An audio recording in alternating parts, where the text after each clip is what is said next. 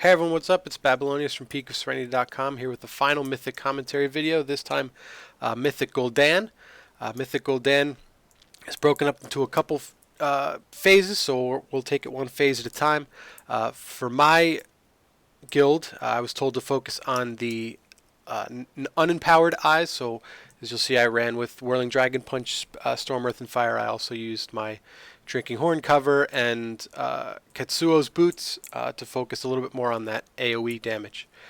So let's get started with it. All right, so right off the bat, when we go to pull Guldan, what you can do is you can set your Transcendence pretty as close to him without pulling. He does do a knockback right at the beginning, so you can Transcendence back to that in order to not get pushed back quite as far. You can, while you're flying through the air, cast something like Chi Wave in order to start get rolling on your hit combo. The way we did it at the start here, I tried to make sure my whole goal was to line up a Whirling Dragon Punch with the eyes spawning. The way we did it, we lusted at the start in order to get through this phase as quickly as possible, because this was a phase that our timing seemed to be very inconsistent. You can use your, I used my speed buff right after the bonds were over for more haste to spinning crane kick these adds. As you can see, we do have quite a few Demon Hunters, Ret Pally, quite a lot of cleave and AoE in the raid, so even though I was told to focus on the eyes, there wasn't a whole lot of eye damage for me to do.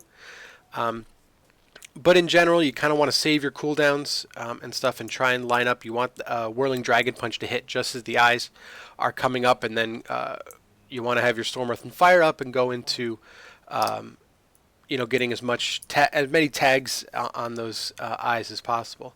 A small trick you can do is to target the eyes that are farther away, so that your spinning crane kick and your clones stay a little bit closer, so they hit more targets with their spinning crane kick. So you can do that if you wish to eke out a little bit extra damage. Windwalker has a lot of cooldowns that are good for this fight. You can use Diffuse Magic to help mitigate some of the Liquid Hellfire damage. Touch of Karma as well is very useful to mitigate and reflect the Touch of Karma damage. Transcendence is very important on this fight. If you get targeted by bonds, you can Transcendence back to the boss immediately in order to mitigate. You'll explode all of your damage on the melee, which there should be many more of them. It's a very melee-friendly fight. We ran with minimal ranged as possible. And you can port back and get the bonds on them to really help spread out the damage. In general, you just kind of want to focus. As you can see, I didn't use Transcendence there. I tried, but it's a relatively quick thing to do, so I was never quite fast enough to get it. And I frequently forget to use my Transcendence at all, so this is a good fight to learn and kind of force yourself to use Transcendence. Our goal was to push him to 50%. 50% is where the next phase is before the next big ad comes, and as you can see, we did it with a pretty decent amount of time to spare. He ports in the middle. When he's in the middle here, he is immune, but you can continue to get your hit combo as well as build other things. So as you can see, I tagged him once in order to make sure my hit combo doesn't fall off.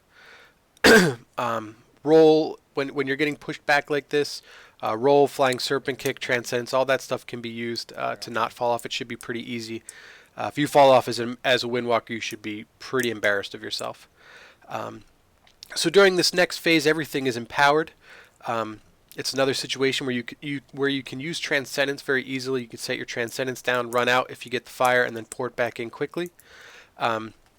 You do need to burn down these empowered eyes. They're kind of the most important part of this.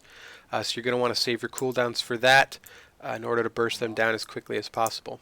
Other than that, it's just kind of a burn phase and maintain.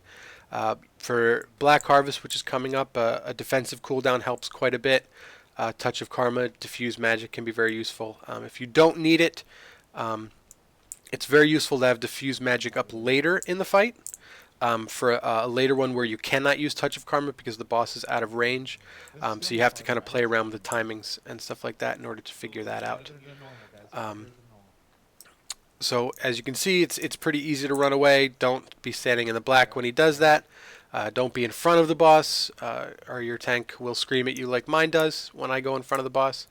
And then here's another set of ads. You just want to blow up the ads as quickly as possible. You don't want them to split, or it will pretty much wipe you if they split and get off a tick or two of their AoE damage.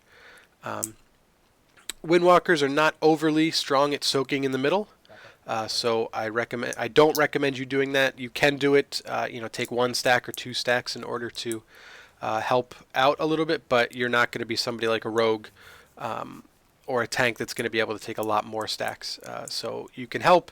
If you get one on accident, it's okay. You have the cooldowns to help mitigate it, but in general, it's not going to be your job. So yeah, during this phase is really just a a burn phase. As you can see, I got a little overzealous with trying to keep up my hit combo.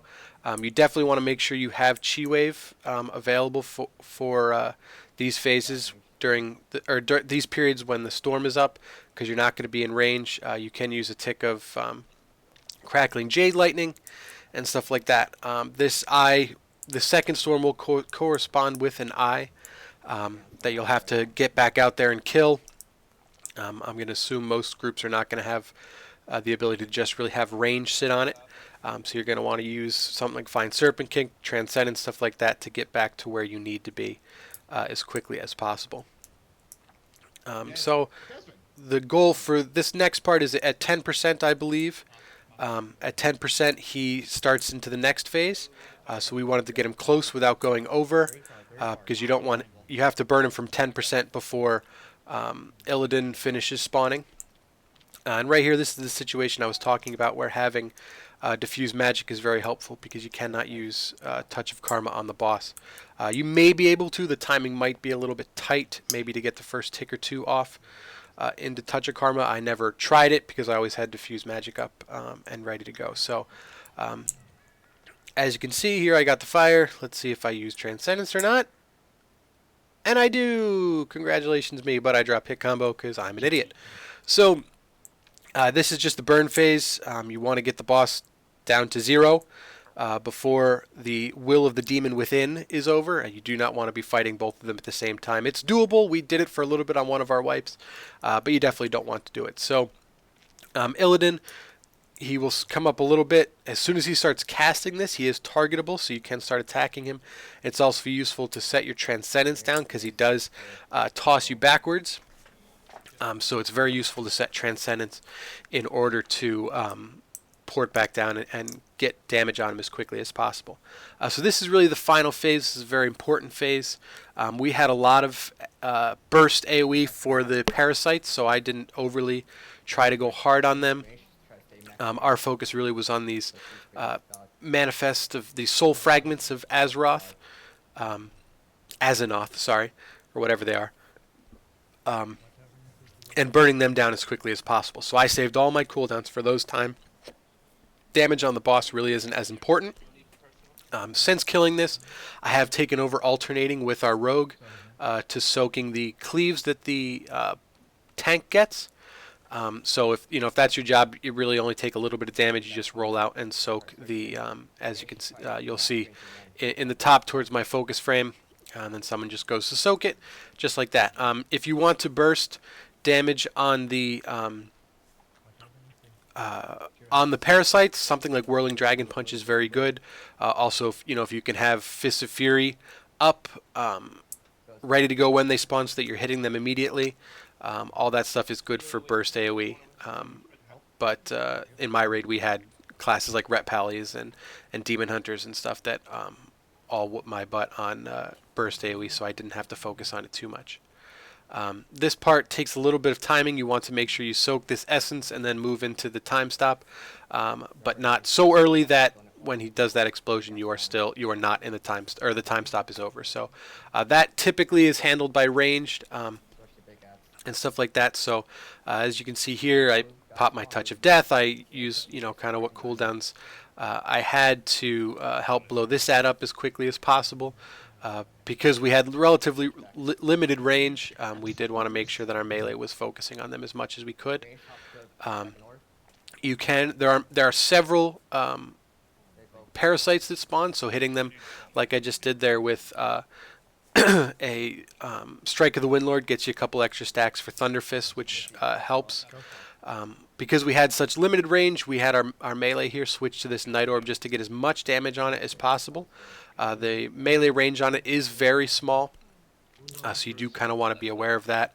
And during this spot, sometimes I would let my Storm, Earth, and Fire focus on one target. Sometimes I'd let it get off some stacks and stuff on the Night Orb, but typically once melee burst down that Night Orb a little bit, our ranged had it pretty handled, so we didn't have to do anything tricky with it.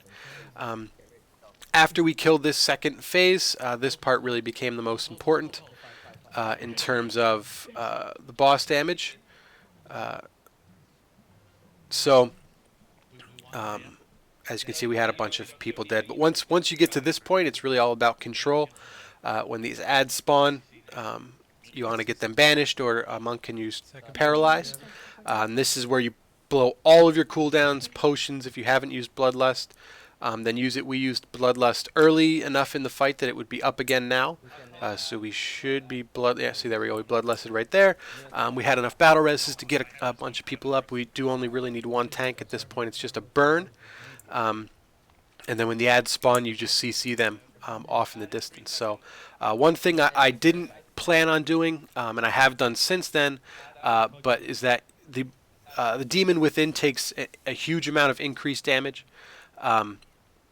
So you can do something like Touch of Death on him in order to get a much larger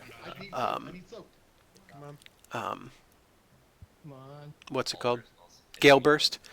Yeah, so you can really kind of abuse Gale Burst and get a ton of extra damage on this fight through doing that. So this fight really just takes a lot of practice, and really everybody's raid is going to do it a little bit different.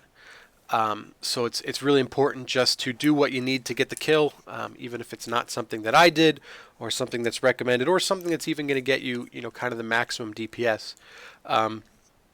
You want to focus on executing the mechanics and not dying. The last phase, once you're CCing the ads, is much more forgiving. That's just kind of the burn phase, so you want as many people up as possible.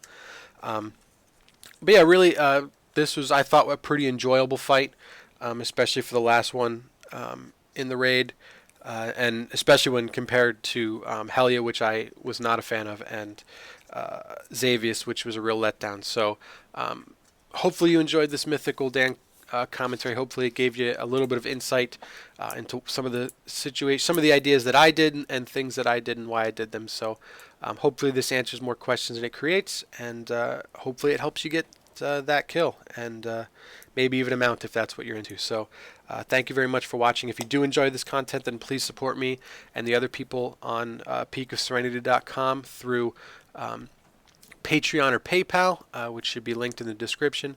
You can check out PeakofSerenity.com for more information on Windwalkers and any spec that you're interested in for monks. So till next time, good luck.